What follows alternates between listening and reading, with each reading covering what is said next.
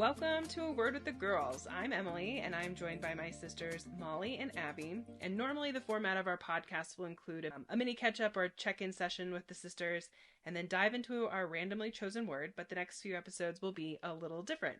We want to give each listener a chance to get to know each of us a little bit better, so we'll be using the same rapid-fire questions, and then follow with a brief summary of where we've been and what we've been up to in the last 10 years. So today's episode will be featuring Molly, the oldest. All right, Mom. So, who lives with you at home? Just me, myself, and I. I live by myself. No pets. No other people. What is your favorite part about being a grown-up? I really love that I can have cake for dinner if I want it. What is your least favorite part about being a grown-up? Having to worry about finances. What is something that you're good at? I am good at communicating and good at karaoke. What's something you wish you were better at? I wish I was better at having positive self-talk throughout my day. And what do you do for fun? I love to bake and hang out with family, go hiking, spend time outdoors, go on road trips. When you were a kid, what did you want to be when you grew up? I think I always wanted to be a teacher. I used to make you guys play school when we were kids. There was also a time where I thought I wanted to be a neonatal nurse.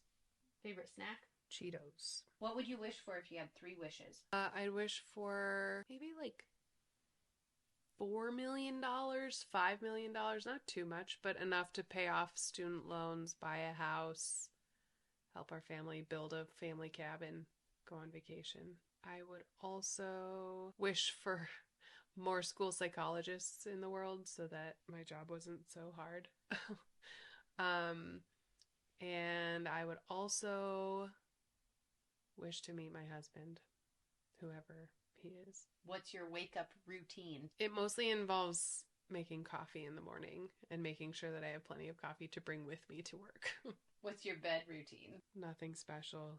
Just washing my face, brushing my teeth. Yeah, getting the house kind of cleaned up before I go to bed. What's your favorite time of day? I love a slow morning when I don't have to rush out and be at work. A country you'd like to visit? Kind of anywhere in South America, but one place I have my eye on these days is Argentina. Heels, flats, or sneakers? Probably sneakers. Who is your style icon? Kathleen Kelly from You've Got Mail. What are 3 things you can't live without? Coffee, alone time, and a nice cardigan for when it's cold. What is one ingredient you put on everything? I don't know. I mean, I guess I like spicy condiments, so maybe sriracha.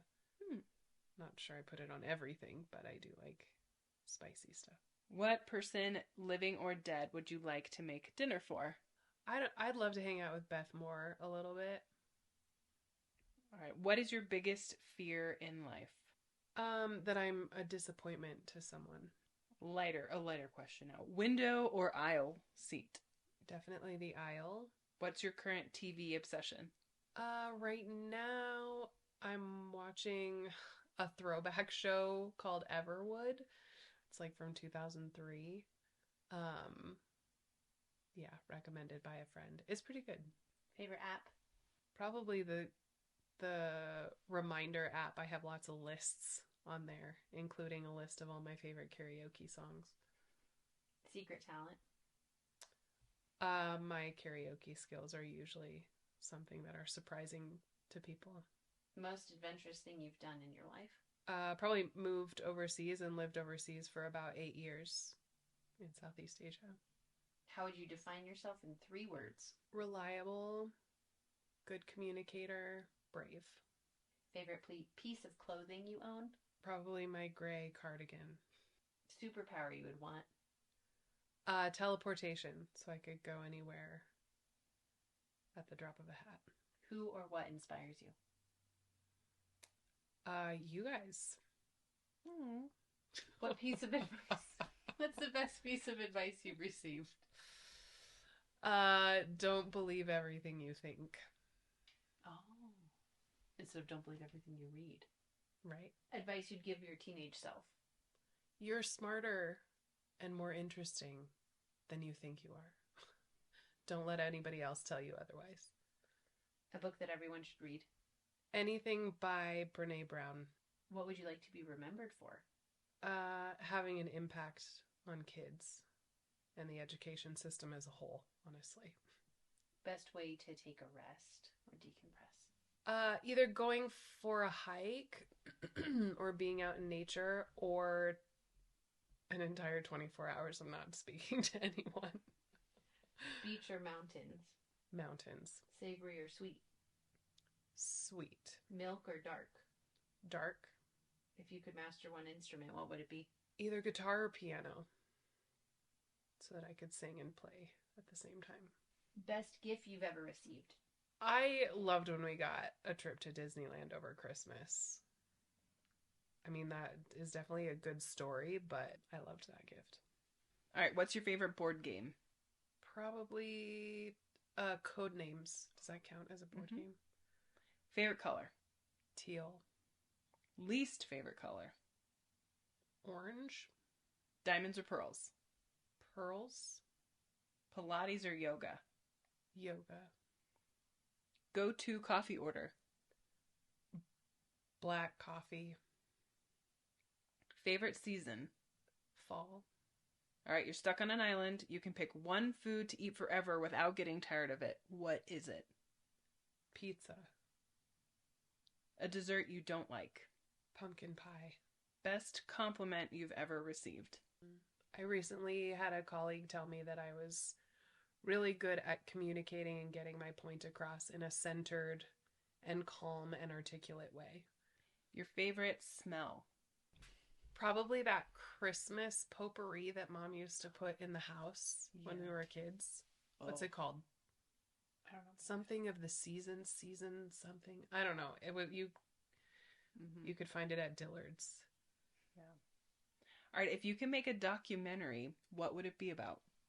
I'd probably make a serious documentary about school psychology because most people don't know what we do or what our role is. That's my job as a school psychologist. So, yeah, if it were a serious documentary, it would be about that and education. If it were a less serious documentary, probably, I don't know, about dessert or something like that. A song you could listen to on repeat? Return of the Mac. If you could switch life with someone for a day, who would it be? I would switch lives with Rita Wilson so that I could be married to Tom Hanks for a day. What are you most grateful for right now? To be in Grand Junction, close to family. What's something that makes you laugh out loud? I don't know. I mean, there's some really good reels out there right now, especially the ones with really cute babies who are laughing. All right, now that the rapid fire has completed, give us just a brief synopsis of the last 10 years. 10 years. Goodness. Let's see. 10 years ago, I was living in Bangkok, Thailand, working for a nonprofit there, serving at-risk migrant youth. And I was trying to figure out what my next steps would be. From there, I ended up deciding to pursue school psychology because it was kind of the perfect blend of my passion for education and psychology and helping vulnerable kids. And so I moved to Portland, Oregon, where I went to grad school. And I lived up there for about 6 years. So I got my degree in school psychology. I was a substitute teacher for a while and got to be in all kinds of different schools and classrooms in the Portland, Vancouver area. And then I also worked for my church for a little bit as a children's director, which was really cool. And just another really interesting way to serve kids and families.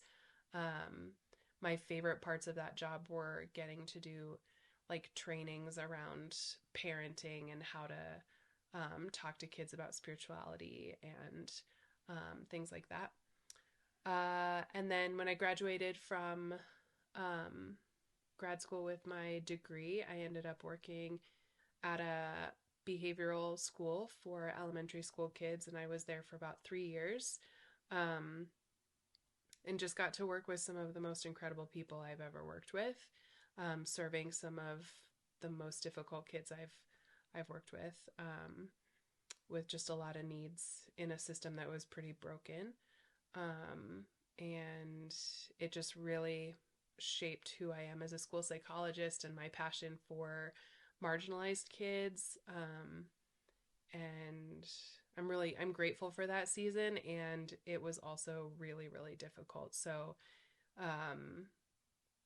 it was a time where I was really wondering what my next steps would be. I loved living in the Northwest and had beautiful community up there, but was also, by that time had a niece and a nephew who I was crazy about and wanted to be closer to. And yeah, God just kind of opened the doors and made it really clear that it was time for me to move to Grand Junction. So, I moved here about a year ago and have been working as a school psychologist in a few elementary schools here in the district. And it's been awesome and intense, but good.